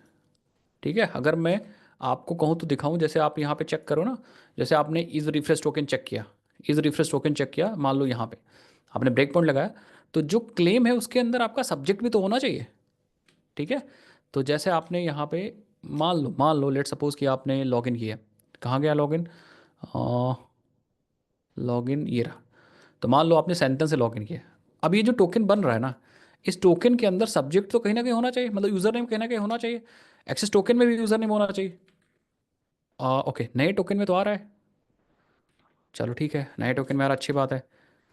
एक्सेस टोकन में भी चेक करो, हो सकता है पुराना टोकन तो नहीं यूज़ कर रहे। एक्सेस टोकन में भी आ रहा है, अब चलेगा, अब चलेगा। ठीक है, तो अब आ जाओ, एक्स रिफ्रेश टोकन ले लो। ठीक है, और अपने रिफ्रेश टोकन में यहाँ पे डालो ज़रा। ठीक है, और फिर आप सेंड करो। और अब आप अगर देखोगे तो क्लेम में, तो ये देखो सब्जेक्ट आ रहा था, हमें लग रहा है टोकन गलत कॉपी हुआ था, आई डोंट नो। ठीक है, आधा ही कॉपी हुआ था। तो आप देखो सब्जेक्ट यहाँ पे आ गया। इसका मतलब अगर आप रिफ्रेश करोगे तो आप देखोगे यहाँ पे एक नया टोकन मिल गया।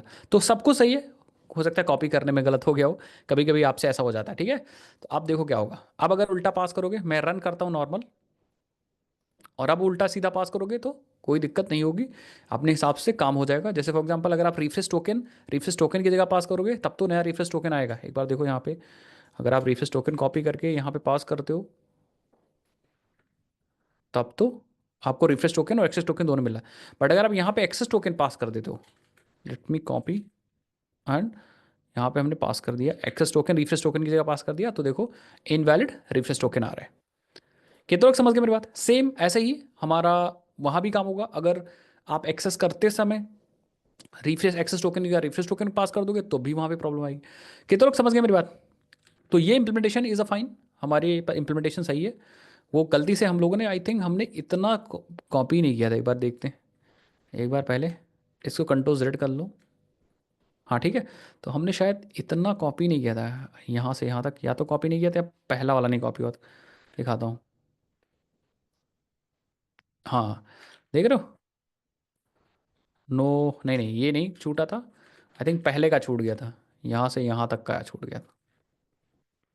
ये छूट गया था कॉपी करने में। हाँ मतलब कुछ ऐसा ही छूट गया था। चलो, कितने लोग समझ गए रिफ्रेश टोकन? आप समझ गए ना? और सारी प्रॉब्लम हमने सॉल्व कर दी आपकी, कि अगर एक्सेस टोकन की जगह वैलिडेट रिफ्रेश टोकन पास कर दोगे तो क्या होगा, रिफ्रेश टोकन की जगह एक्सेस टोकन पास कर दोगे तो क्या होगा। ठीक है, चलो। तो अब हम इस प्रोजेक्ट को बंद कर देते हैं, और थोड़ा सा स्क्रीन शेयर बंद हो गई क्या? एक सेकंड। और थोड़ा सा हम ओआथ के बारे में समझा देते हैं, कुछ पॉइंट्स वगैरह। 10 मिनट, उसके बाद क्लास खत्म करेंगे, ठीक है? थोड़ा सा ओआथ पढ़ लेते हैं भाई। काफ़ी टाइम हम लोगों ने आज दे दिया refresh token, but implementation I think समझ में आ गई होगी सबको। हम्म इम्प्लीमेंटेशन समझ में आ गई होगी। टाइम तो दिया है, बट सीख गए होगे आप लोग। ठीक है, चलो। कोई नहीं, कोई नहीं, हम मैनेज कर लेंगे टाइम। आपको समझ में आना चाहिए। तो आज इंटरेस्ट नहीं आया क्लास में, टाइम लगना। इंटरेस्ट मीन्स कि, देखो, ऐसा नहीं इंटरेस्ट नहीं आया, जब आप कॉन्सेप्ट समझोगे विवेक कर क्या रहे हैं, तब आपको इंटरेस्ट आएगा, और अभी और इंटरेस्ट आएगा। ठीक है, अभी और इंटरेस्ट आएगा जब आप ओ ऑथ सीखोगे, ओ ऑथ 2 सीखोगे। चलो, ओ ऑथ 2 पढ़ने से पहले हम प्रॉब्लम बता देते हैं। प्रॉब्लम बता देते हैं, और उस प्रॉब्लम का सोल्यूशन ओ ऑथ 2 देगा, ये भी बता देते हैं कि प्रॉब्लम क्या है और सोल्यूशन क्या है।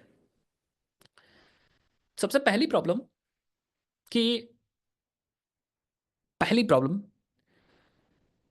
अगर आप एक ऑर्गेनाइजेशन हो तो आपके बहुत सारे, ओथ पुराना, ओथ 1 पुराना हो चुका है, ठीक है, उसके बारे में बात मत करो यहाँ पे। If you are an organization, कहानी समझना बस। Organisation, organisation. विवेक, मान लो विवेक की कंपनी है, और विवेक की कंपनी के पास एक एप्लीकेशन है, इन्होंने लॉग इन लॉग आउट बना दिया, कोई दिक्कत नहीं, सब कर दिया। लेकिन कभी भी किसी ऑर्गेनाइजेशन में सिंगल एप्लीकेशन नहीं होता। जैसे गूगल है, तो कितने एप्लीकेशन है बताओ? गूगल, यूट्यूब है, जीमेल है, ड्राइव है। अब आप ये सोचो, हर एक एप्लीकेशन में हर बार अगर वो login log out authentication system बनाएंगे, तब तो वही करते रह जाएंगे। कितने लोग समझ पाए मेरी बात? सो ऑर्गेनाइजेशन में there are multiple apps, there are multiple apps, there are multiple apps, app 1, app 2, app 3, app 1, app 2, app 3। अब आप कहोगे सर, अभी तक जो हमने किया है, अगर एक एप्लीकेशन है तब तो ठीक है।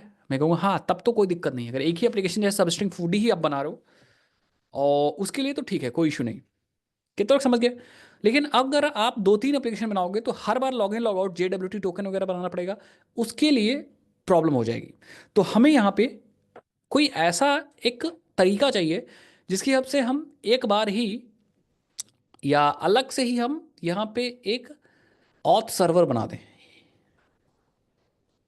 ऑथ सर्वर बना दें, मतलब एक नया प्रोजेक्ट बना दें ऑथ सर्वर, और ये रिस्पॉन्सिबल हो ऑथेंटिकेशन एंड ऑथराइजेशन के लिए। ऑथेंटिकेशन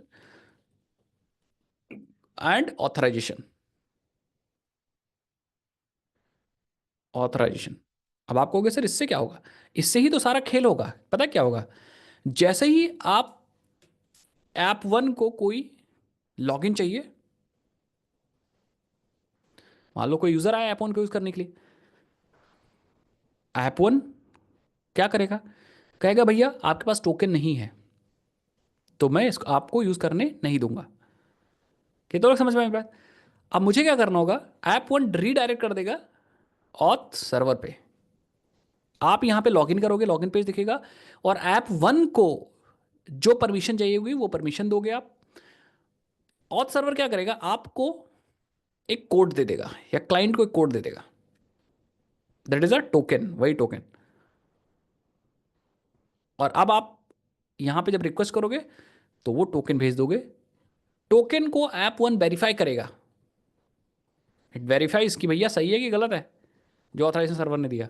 तो ये ऐप वन पूछेगा कि भैया मेरे भाई ऑथ सर्वर, जो आपने टोकन इस क्लाइंट को C1 को दिया है वो सही है कि गलत है। अगर वो सही है तो वो एपीआई एक्सेस करने की कोशिश, या जो कोशिश कर रहे हो उसको करने देगा। कितने लोग समझ गए? सेम प्रोसेस ऐप टू के लिए फॉलो होगा। जैसे कोई बंदा आएगा ऐप टू को यूज़ करने, अगर वो लॉगिन नहीं होगा, टोकन नहीं होगा उसके बाद, तो वो भेज देगा डायरेक्टली हॉट सर्वर के पास। आप वहां पे लॉगिन करोगे, परमिशन दोगे, वो आपको टोकन दे देगा, आप फिर टोकन के साथ ऐप टू को यूज़ करोगे। सो this is a profit of auth server. और यहाँ पे जो प्रोटोकॉल या जो टेक्नोलॉजी कह सकते हो, या जो स्टैंडर्ड फॉलो होगा, that is a OAuth two. यही हमारा ओऑथ टू करेगा। ओऑथ बेसिकली बोल सकते हैं इस वाले तरीके को ओऑथ बोल सकते हैं। OAuth is a new version of, OAuth two is actually new version of, जो बहुत सारी प्रॉब्लम्स थी ओऑथ में, ओऑथ वन में, उसको सॉल्व करके ओऑथ टू हमें दिया गया। कितने लोग समझ पाए मेरी बात, मैं क्या कह रहा हूँ?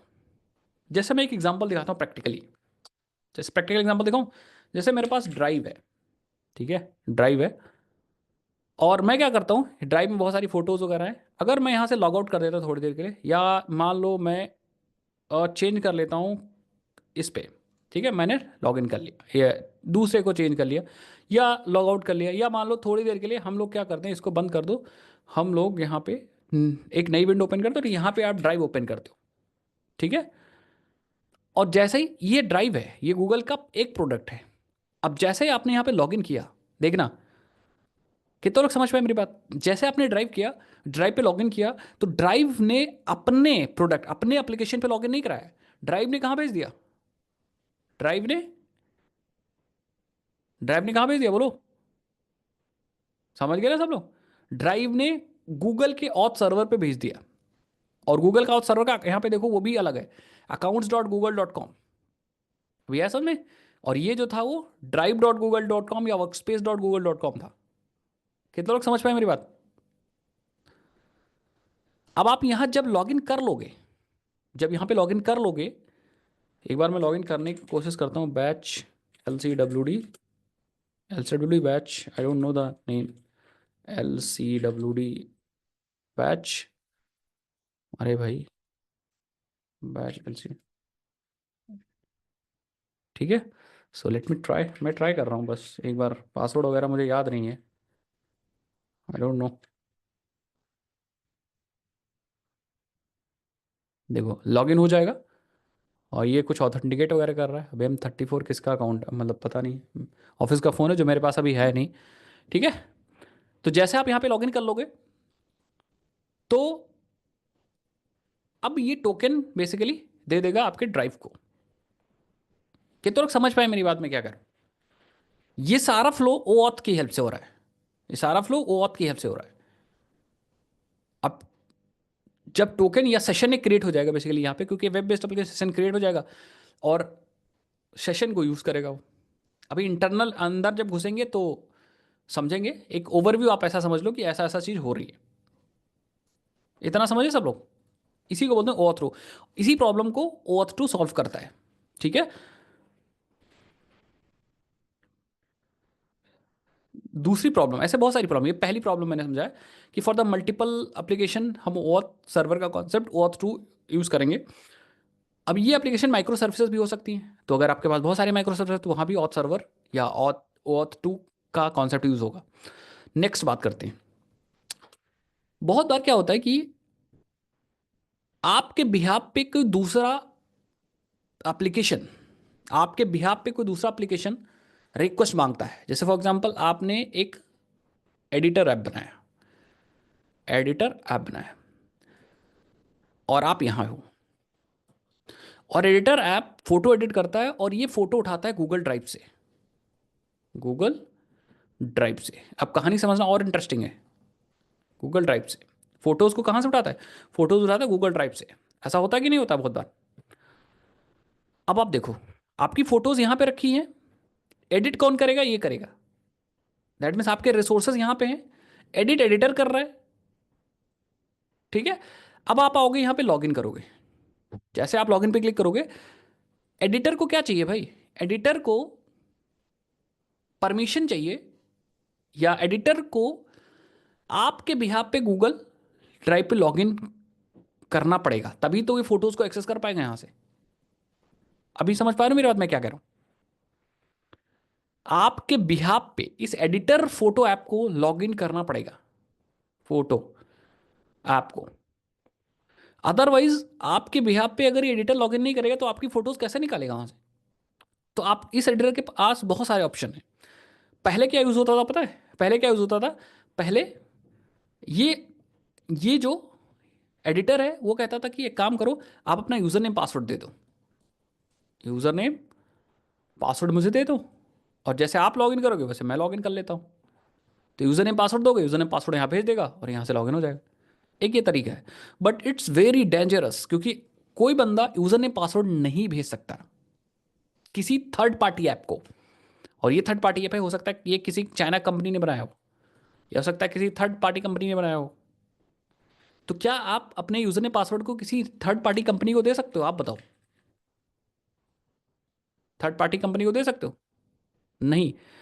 क्या पता वो यूजर नेम पासवर्ड किसी और चीज के लिए यूज कर ले, कहीं और यूज कर ले, समझ गए। सो this is actually not a good way. तो यहां पे काम कौन करेगा, यहां पे OAuth 2 काम करेगा। कैसे काम करेगा? OAuth 2, OAuth 2 की हेल्प से होगा क्या कि जैसे रिक्वेस्ट लॉगिन की जाएगी तो सबसे पहले यहां पे गूगल का ऑथ सर्वर होगा या कोई भी ऑथ सर्वर होगा, ठीक है। So there is a auth server, auth server, ठीक है। जैसे रिक्वेस्ट लॉगिन की जाएगी, ये रिक्वेस्ट ऑथ सर्वर को भेजेगा, और ऑथ सर्वर इस यूजर को एक लॉगिन पेज दिखाएगा, लॉगिन पेज दिखाएगा। कहानी इंटरेस्टिंग है, जो अभी हमने किया था। यूजर लॉगिन पेज यूजर को दिखाएगा, यूजर क्या करेगा, इस पर लॉगिन करेगा, और जो भी परमिशन एडिटर को चाहिए होगी वो देगा इस एडिटर को। एडिटर को क्या चाहिए, access the photos, read photos, not write photos. Otherwise पता नहीं आपके ड्राइव में क्या एडिटर भर दे, क्या पता भाई, गलत गलत चीज भर दे तब। तो इसीलिए सिर्फ रीड फोटोज की एक्सेस देगा। और जब भी कोई थर्ड पार्टी ऐप एडिटर आपके रिसोर्स सर्वर से जो परमिशन लेता है उसको बोलते हैं स्कोप, तो उसको रीड फोटोज की स्कोप होगी, तो ये रीड फोटोज की एक्सेस देगा। कितने लोग समझ पाए मेरी बात।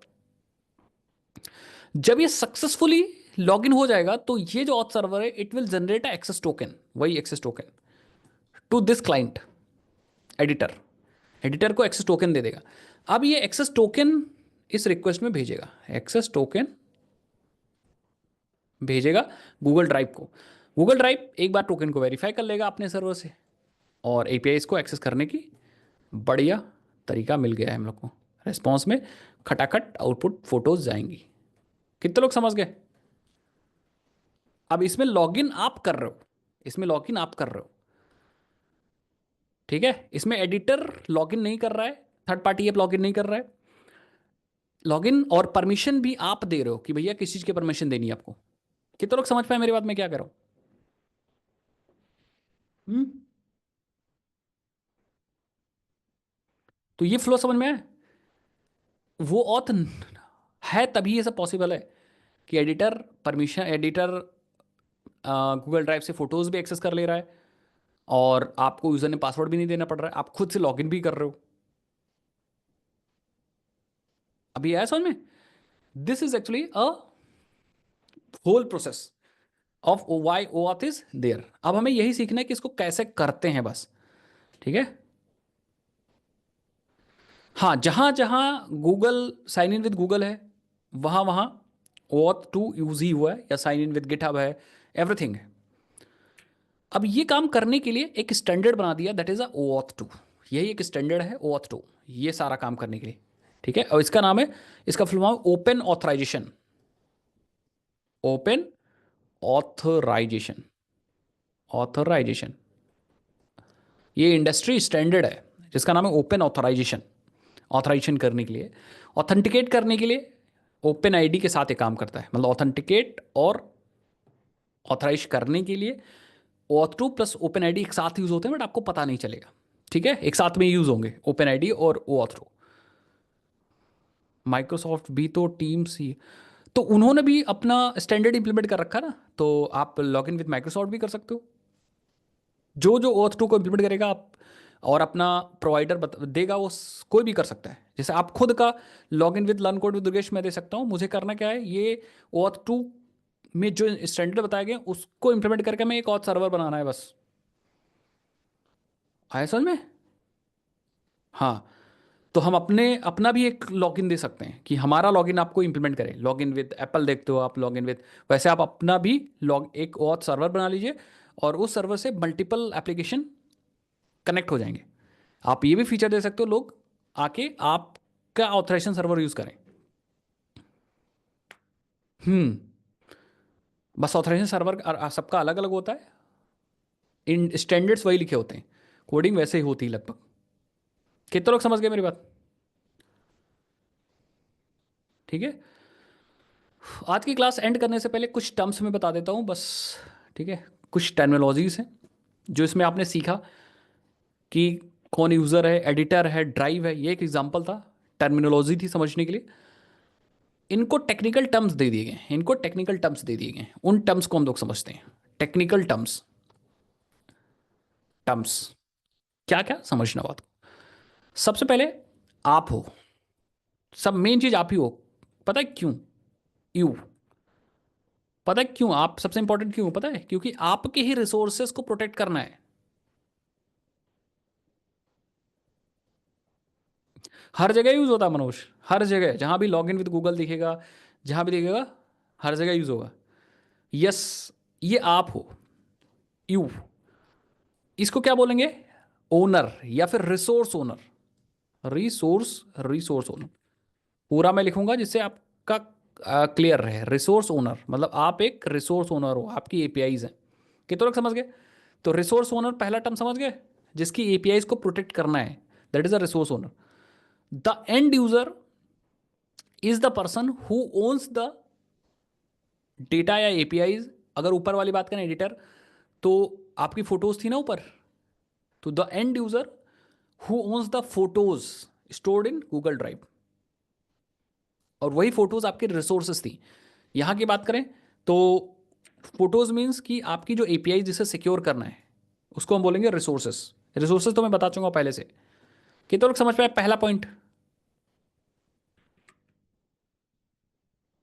First point is this. कितने लोग समझ पाए? Resource owner means what? आगे बढ़े। Now now now now now अभी देखते जाओ। द सर्वर या the application that store the resource. Resource अभी के लिए मैं एपीआईज की बात कर रहा हूं, बट रिसोर्स कुछ भी हो सकता है। रिसोर्स आपकी फोटोज भी हो सकती हैं, ठीक है, एपीआईज, फोटोज, डेटा, जिसे एक्सेस करना चाहेगा क्लाइंट, ठीक है। तो रिसोर्स बोलो जनरल टर्म, रिसोर्स। इसको क्या बोलेंगे? रिसोर्स सर्वर, ठीक है। The second important point is resource server. अभी आया समझ में? It is a resource server. बोलो। यस, जैसे कि ड्राइव, कोई भी सर्वर हो सकता है, वो कोई भी एप्लीकेशन हो सकता है जिसके पास डेटा है, जो एपीआईज रखा हुआ है, जिसे यूज करा जाएगा। वो वो कोई भी हो सकता है, वो गूगल ड्राइव भी हो सकती है, एनीथिंग। एक चीज और, next, the app, the third party app, the third party app that wants the access to the resources. Third party app,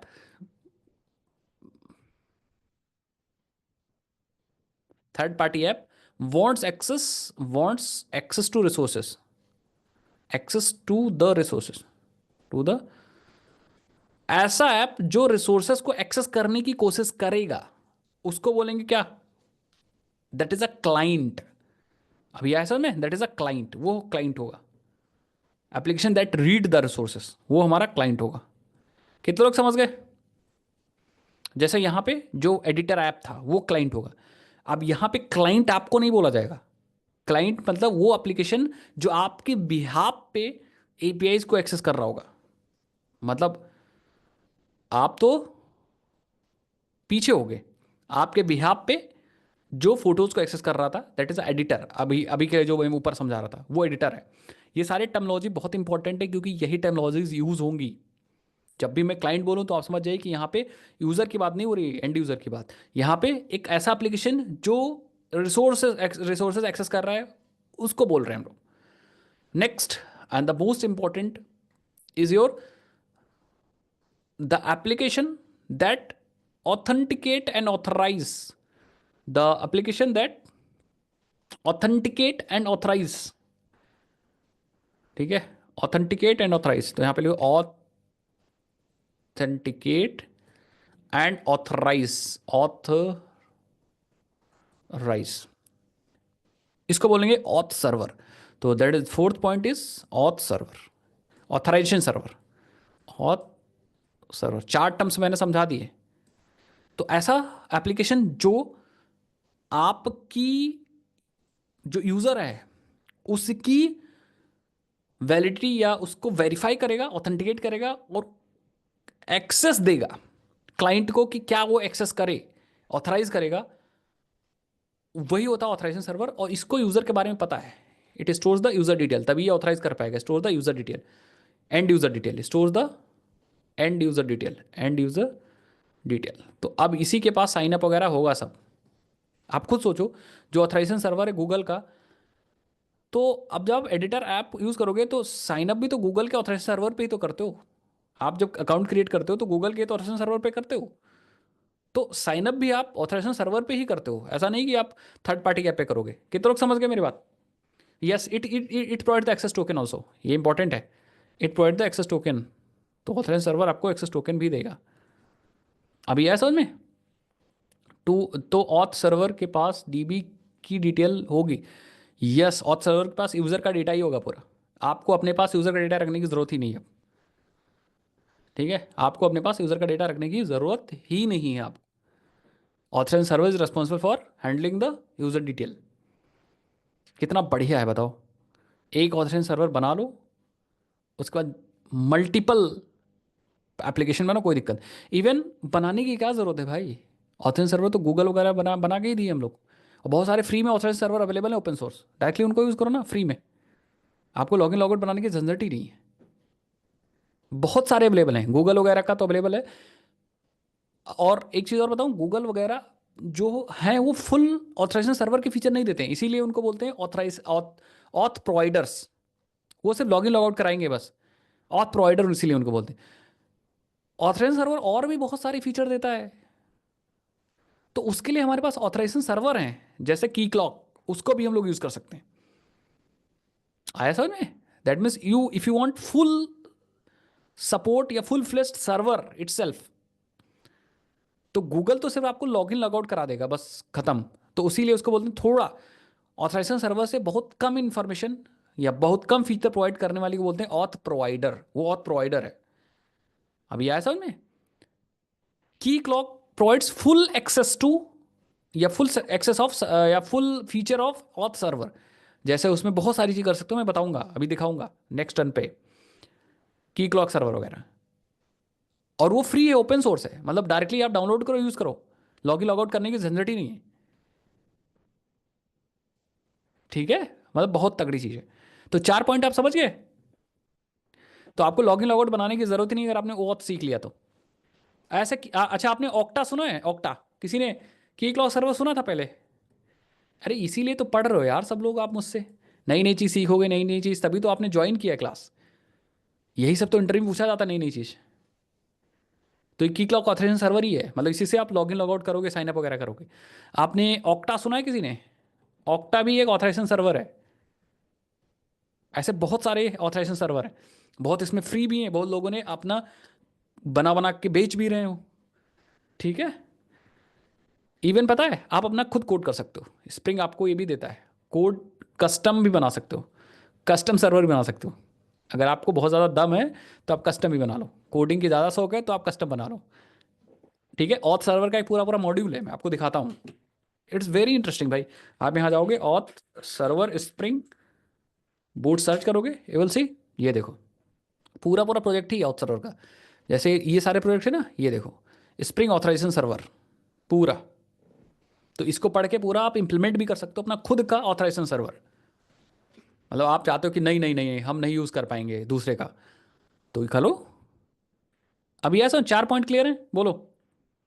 चार चार चीज, ठीक है। क्या क्या मैं पूछ रहा हूं बताना सब लोग। Who is resource owner? Who is resource owner? Who is resource owner? What is resource server? What is resource server? Resource server, the application which store the resources APIs. Okay. Okay. Who is client? Who is client? Third party app that access the resources. Who is the authorization server? Who is authorization server? Yes. Authorization server which authenticate and authorize the user and provide the access token. आप Google directly नहीं बोल सकते गौरव, क्योंकि आपका वहां पे मतलब 70% ही answer सही होगा फिर, क्योंकि Google is not a full fledged authorization server. It provides authentication and authorization features. That's why it's called authorization auth provider. आया समझे गौरव? यस, गूगल तो सब है, but they actually they don't provide everything about authorization server, मतलब सब चीज़ नहीं देते वो, ठीक है। वो सिर्फ काम की चीज़ देते हैं। तो चार चीज़ क्लियर है, 2 पॉइंट और पढ़ लो, बस आज की क्लास खत्म करते हैं, फिर नेक्स्ट टर्न पे इंप्लीमेंट करेंगे हम लोग प्रोजेक्ट वगैरह में।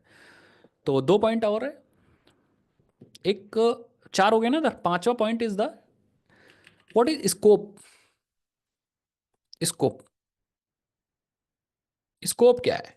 Scope is related to the permission. Permission, scope is related to the permission. Yes, permission means what पता है? यूजर क्या करेगा उसकी परमिशन नहीं है। User, what will user do, it's not a permission of that. हाँ, इस थर्ड पार्टी ऐप को किस चीज की परमिशन है उसे बोलते हैं scope.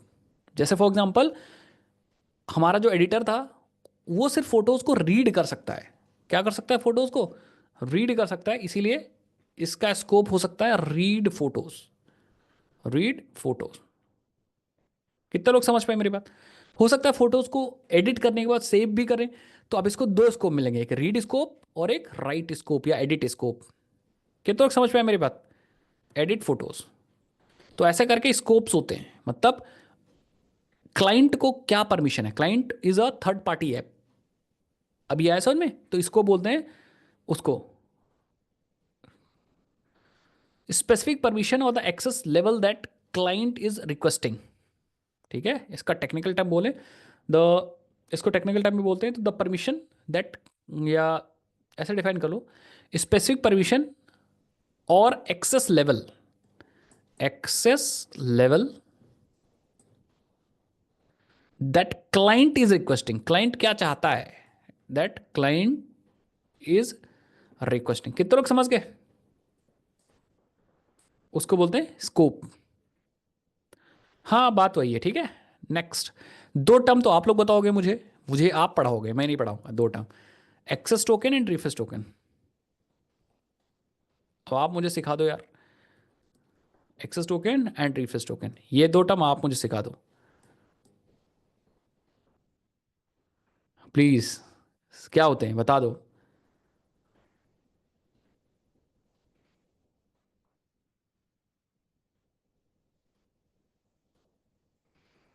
Access token and refresh token. Akshansh कह रहे सिंपल है सर, कल बता दें। आज बता दो, बस बंद करें क्लास। चलो 7 टर्म्स हो गए ना? 7 टर्म्स किसको को क्लियर है भाई? हाथ उठा दो, बस बंद करें क्लास आज की। 7 terms, refresh get the refreshed and, ठीक है गुड।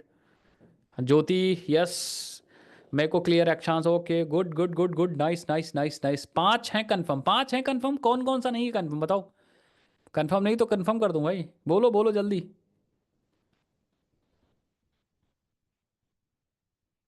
ठीक है चलो, मुझे लग रहा है क्लियर होंगे, बहुत इजी इजी हैं। चलो नेक्स्ट, अब नेक्स्ट क्लास का शेड्यूल बता देता हूँ और असाइनमेंट देता हूँ, बस क्लास खत्म करते हैं।